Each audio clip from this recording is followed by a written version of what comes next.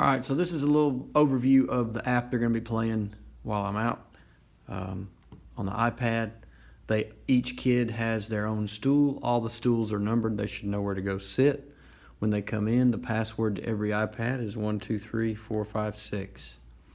And the app that we're going to be using is this one down at the bottom of the iPad. It's got this little guy that's smiling with his hand up.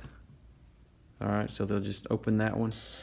And if they're in the middle of a game, they need to reset their progress. And this will be 5th grade, so they'll be able to handle it. But this is something that every class needs to do. Every class needs to reset the progress so that the next class that comes in can start back over. But you just tap the screen, and the wheel pops up, the settings wheel. You hit the settings wheel, and then down at the bottom there's a trash can to reset progress.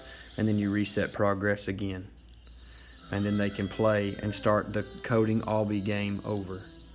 Each iPad will get 2 kids, so they'll have to share the iPad and the coding tiles. There should be 1 red, 2 orange, 4 blue, 1 green. There should be 1 1, 2 2s, 2 3s, 2 4s, and a 5. And the ones that can stay in the green container is the exclamation point, the repeat tile, and the pink tile they shouldn't need. The 5th graders might be able to play long enough to where they use those. But you cannot mix, the kids know that they cannot mix the boxes of tiles. So don't let them share, and if they drop, they're real bad about dropping the pieces, so have them pick the pieces up as soon as you hear them drop a piece. So that's important also. But again, you're just making every class reset their progress about 3 or 4 minutes before they leave. Just go through that process with them. Tap the screen, hit the wheel, trash can at the bottom, hit reset, and then the next class that comes in will be starting from the beginning. If they start whining about the iPads going dead, they're all close enough to an outlet, and the tables have extension cords that you can plug them into an outlet, give them a charge, but I'm going to try to make sure that they're all 100%. And the little kids, if they have a problem at the end of the day, 1st grade or 2nd grade has a problem with playing the game. They've all played it before. None of them are seeing it for the first time, but if they don't remember how to play, there are black tubs with red lids on them, and I'll show you one of those.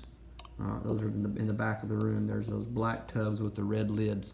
You can get 4 of those and spread them out to the 4 corners of the room and make sure they stay very separated, and they can play with the Legos that are in those boxes.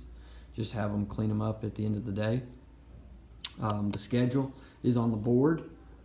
I've written out who you need to take to PE, who you need to pick up, when you have a break. And the last class at the bottom of the day for Friday is Miss West. And they will dismiss to the buses and car lines and daycare area and teachers' kids from this class. They all know where to go, so it's no big deal. At 2:40, you want to tell Miss Bertrand or Coach Bertrand's kids to leave at 2:40, and then let everybody else leave about 2:43. Their backpacks will be on the shelf outside my room in the hallway, and so as they're leaving, as you're dismissing them, they'll just grab their backpack and go. They're all really good at doing that, so that's nothing to worry about.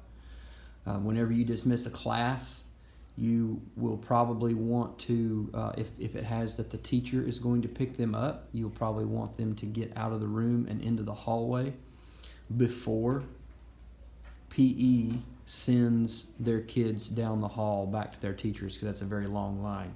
So you just might want to be on top of that. Any class that has their teacher picking them up, you might want to get them ready to leave a few minutes early. My number is 337-7690. I'm going to leave it on the board. You call me. I'll be on a field trip, so I can talk at any time if you have any questions.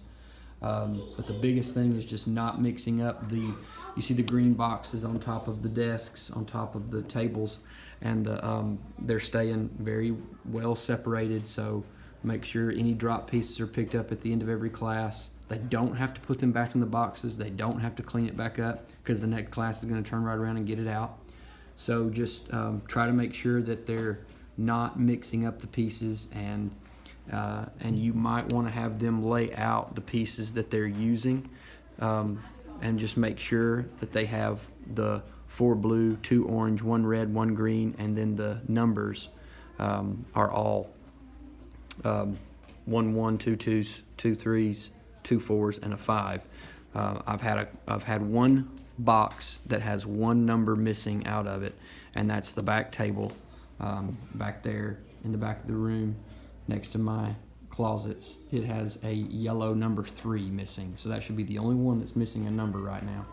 And other than that, it's pretty easy and straightforward. Your schedule again is on the board, and you're just looking at Friday. One of the classes will be on the field trip, so that'll be an extra break.